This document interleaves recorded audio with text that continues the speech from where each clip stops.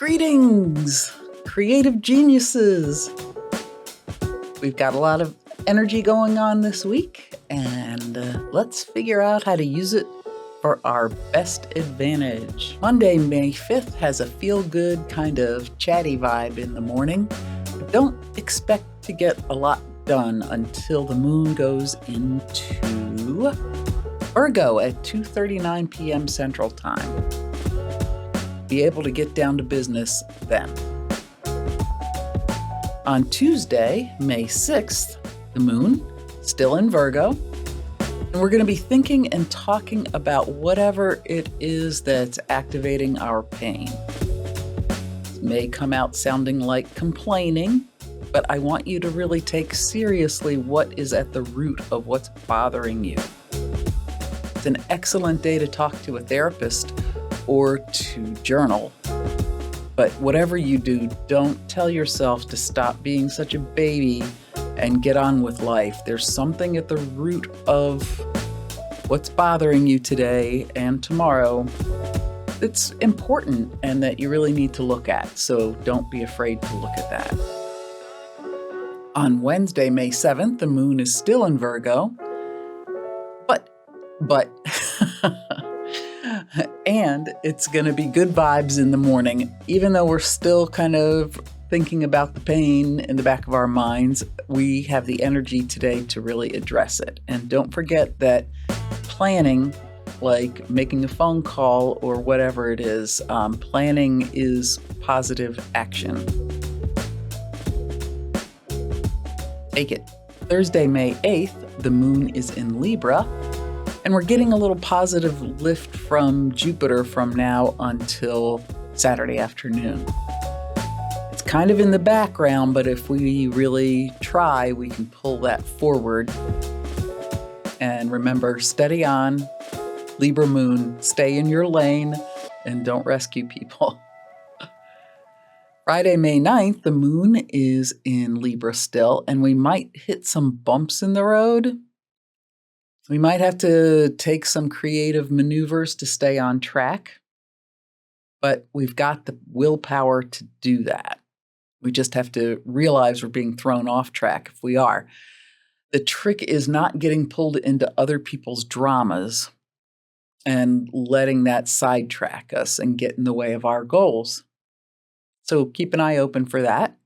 On Saturday, May 10th, Mercury moves into Taurus in the morning, and that's going to change the flavor of how we are communicating from Mars. So if we're having kind of aggressive words, recently communications are going to take a little softer tone.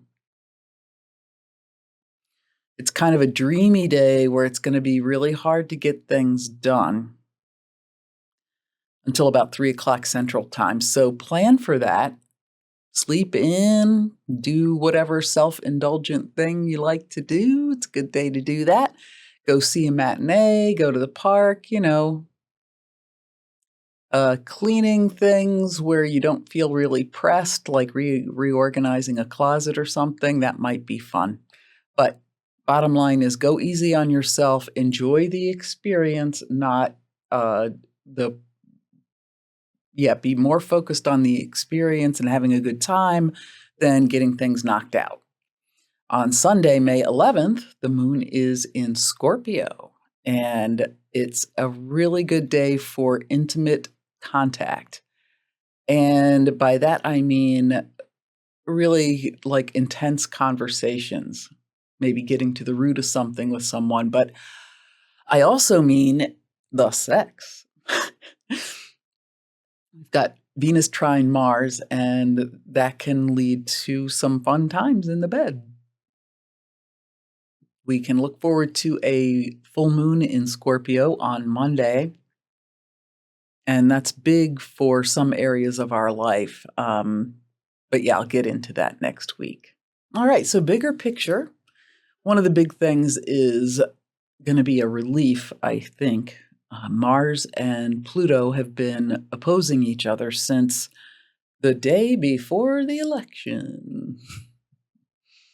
And that opposition has been moving in and out of focus, in and out of what we call orb, or in and out of range, all this time. So it's really made for a push me, pull you energy. Yeah, it's Mars versus Pluto, so will versus our metamorphosis to evolve. And it's also Leo here at the end, it's Leo versus Aquarius. So Mars in Leo is self-will, self-preservation, and Pluto in Aquarius is evolving how we are as a larger society, revolutionizing it. So those two, and of course, this is going to be in your chart somewhere.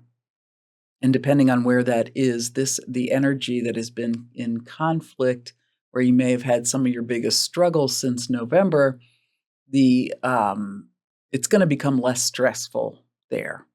We'll still want to continue on our path, like that chapter isn't completely closed. We still want to work on it, but the big struggle part is kind of over. I'm interested to see how that's going to affect politics right now. So this is basically personal will versus the needs of the many. But it's also really dependent on where this is happening in your chart. And if you have something that, you doesn't feel resolved, or you're still working on it, or you're feeling kind of confused or defeated, schedule a reading with me and let's look at your chart and see how this is affecting you, and plan a strategy. We'll look at the upcoming transits to your chart and map out a way forward and have a little appreciation society over you.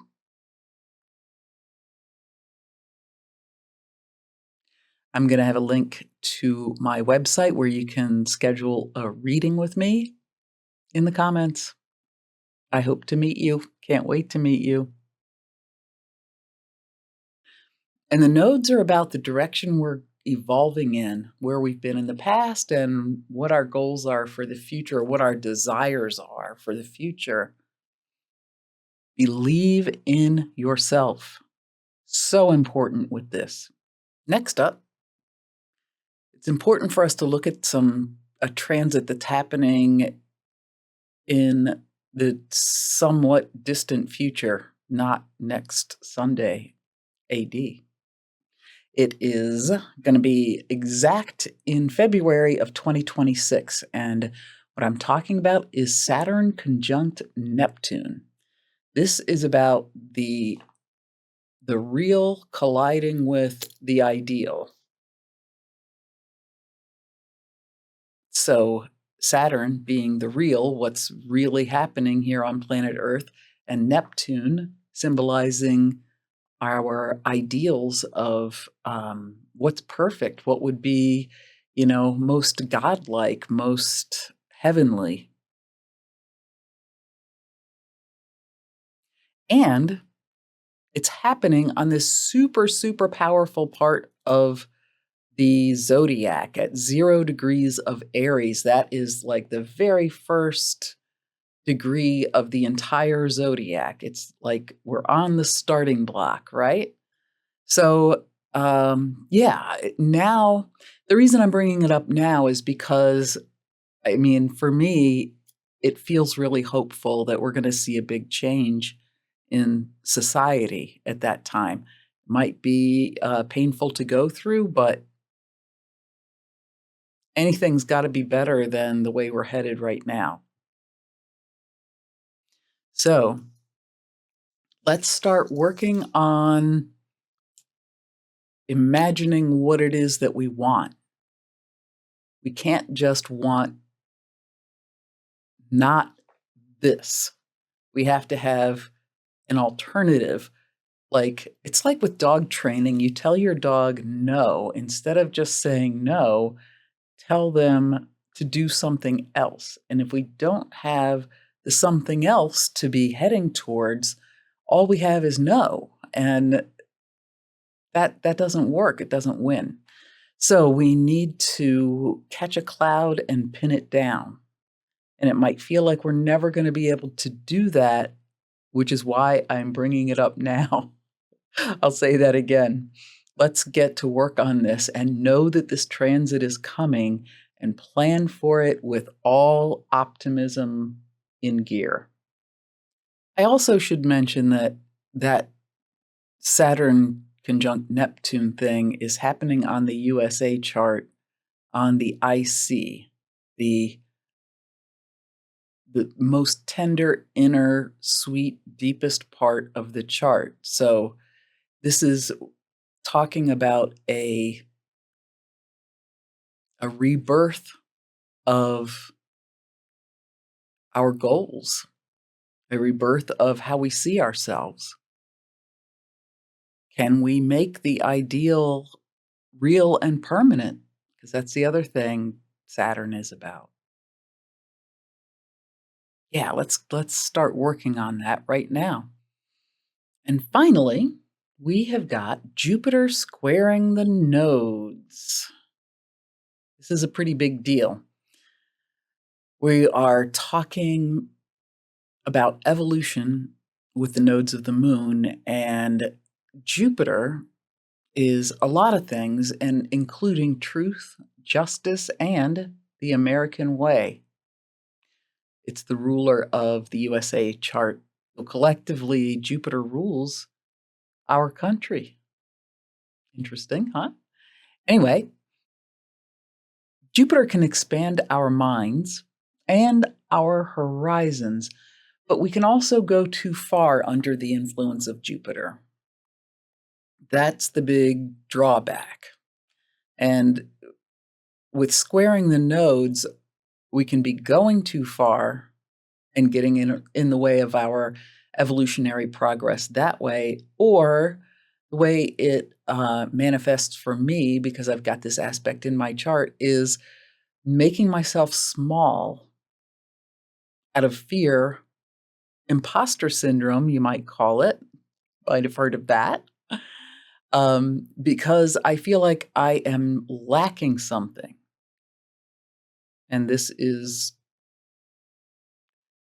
it can really stop you. If you have had any kind of experience with imposter syndrome, you know what I'm talking about. Like everybody else can assure you, you're the greatest thing since sliced bread. But if you don't believe it yourself, you can't capture that energy. You can't stand in your own light. So this is something to be aware of right now. Where are we maybe avoiding taking responsibility for ourselves out of fear? This can also be too much pork for just one fork, taking on so many things that you can't get anything done because you're doing things for everybody else. It just gets all completely out of hand. I mean, it really depends on where this is falling in your chart for you, how it's going to affect you, whether it's too much or too little that's going on for you. That's getting in the look at for what is getting in your way. What's getting in the way of your growth? Are we afraid of what's going to happen if we succeed? Did somebody tell us we're never going to succeed and that person in our minds can't be wrong, like a parental figure telling you you're never going to amount to anything, and somehow you've internalized that and you really believe it? Even if all the affirmations in the world can't conquer that if you really believe inside that you're not enough. So that's something to really keep an eye on and work on. We are in a big, big time of change right now, in case you haven't noticed. It's there in the astrology too. It's revolution time, expansion time overall. Things are happening right now astrologically that we haven't seen in centuries. Things that we have not seen in millennia, like before civilization. This is a really big, big time of change right now. It's It's frightening and amazing, and we are witnessing history every day. So let's not be afraid to use our gifts to push life in the direction that we want it to go. We want peace, love, and understanding, so let's see what we can do on a personal level to achieve that. Because the more we have that conquered in our lives, making a space for peace, love, and understanding, the more we can do that in our personal lives, the more that energy emanates out from us. It's really the way it works. Our personal growth and happiness supports the overall big picture growth and happiness. And we don't need no stinking badges to be happy, to do the right thing. Not the easy thing, but the right thing. That's what Jupiter is about as well. So yeah, that's it for this week. Again, if you're feeling a little lost, come on over to michellecraft.love. Book a reading with me. I'd love to talk to you. But yes, let's show up. Let's do the work. And until next time, remember that I love your ass. And the universe loves it more. Bye.